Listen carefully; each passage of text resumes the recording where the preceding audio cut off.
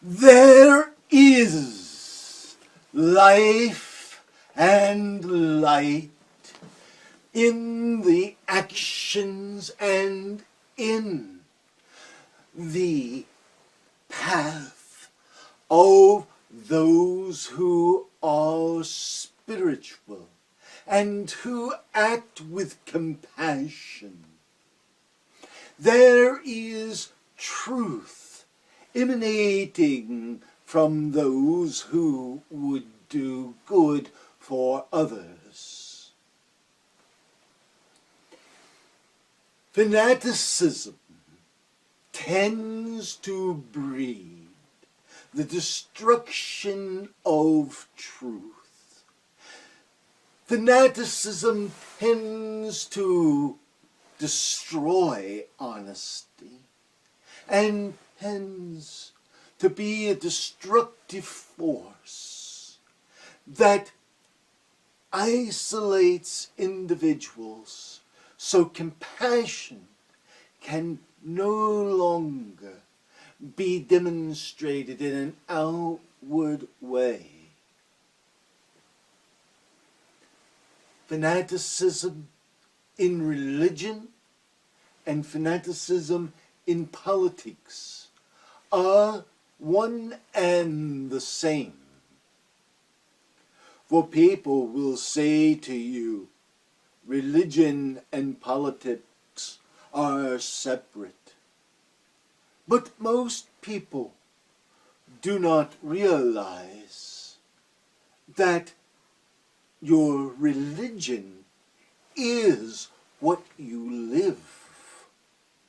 And as a result, for many people, politics has become their religion.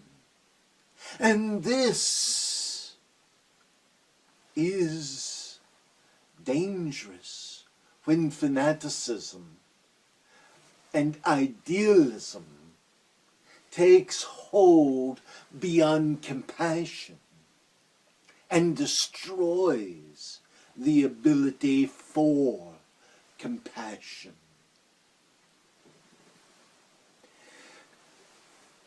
You must understand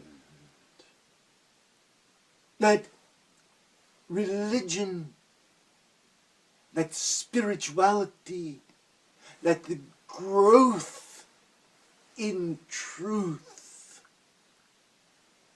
is an outward flow of compassion, an outward flow of love.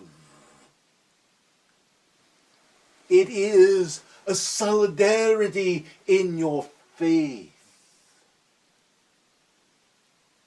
Politics is the same. And when an idea blocks compassion, it is the same damage to spiritual growth for the individual. Because your religion is not what you say you are. Your religion is what you do. Your faith is not the name of a sect. It is your actions. Imagine that for people claim to be compassionate Christians, yet think of themselves as holding the only key to the divine understanding, and thus wish to condemn all others to hell. Is that Christianity? That is not the teachings of the Christ. For the Christ, the Lord Jesus of Nazareth, opened his arms to all and asked that all people would come to the truth.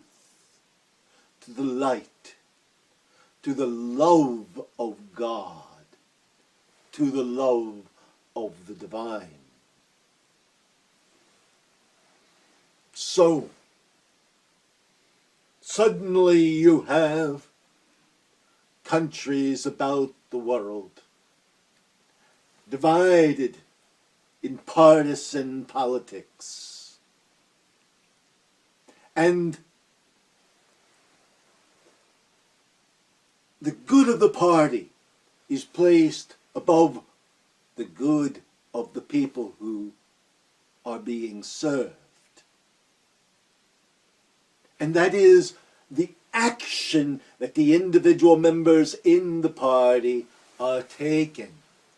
Now think about that, for that is the same thing that happens in churches, in denominations, even in different faiths that fight one against the other, saying, we have the truth, hold to our idea.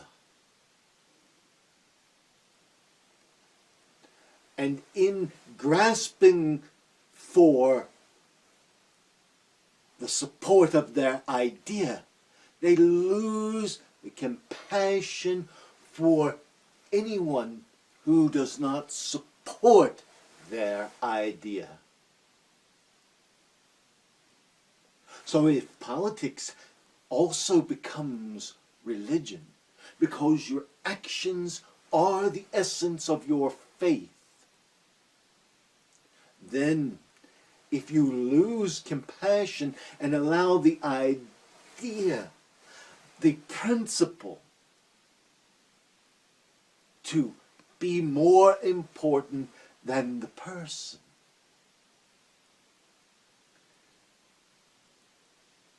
you have lost the essence of the Spirit in service that is necessary for a country to thrive.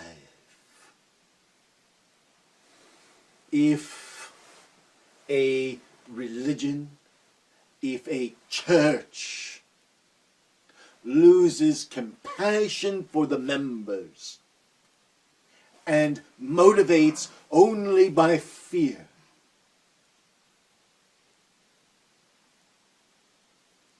that has lost its spirituality. It has become a negative motivator, and in turn is practicing a form of black magic. And when politicians motivate by fear, they are practicing a form of black magic. Now just think how important it is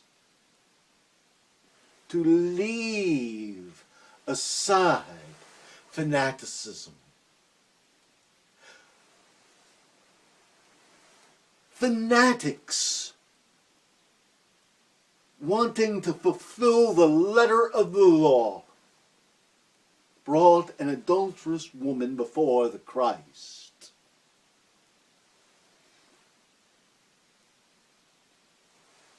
He leaned down to the ground, and what did he write? Perhaps he wrote the names of those fanatics who were circled about wanting to stone the woman. Perhaps he wrote their sins. Perhaps he doodled their names and a list of sins and began to draw lines to connect them.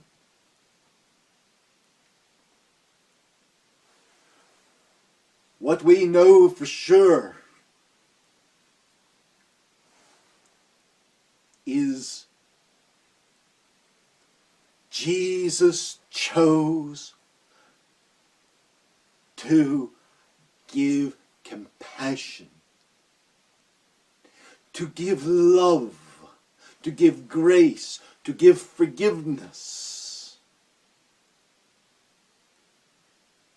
And we know for sure that the others left in shame.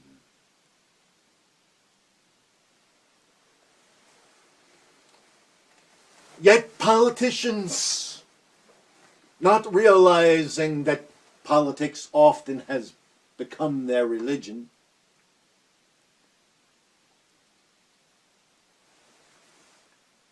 act as if they want only to be the one to cast the first stone. And the multitude of people who follow these politicians have endangered their own spiritual growth, for they have accepted politics as their religion. Sometimes they go to church, sometimes they do not. But any time you speak to them, they are espousing a political doctrine and never thinking to talk about their spirituality, their faith, the love of God. God, all merciful, God, forgiving, God, loving beyond the bounds of love.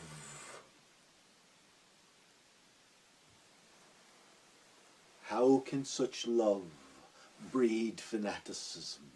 How can such love create fanaticism? Fanaticism in politics, fanaticism in religion does not come from God. It comes from a hardened heart that seeks its own way, that seeks its own benefit and does not care for the benefit of others. We implore you, we beg you, love one another as your Lord has loved you. Have compassion one for another. Are you your brother's keeper? Yes. Are you responsible for your neighbor? Yes.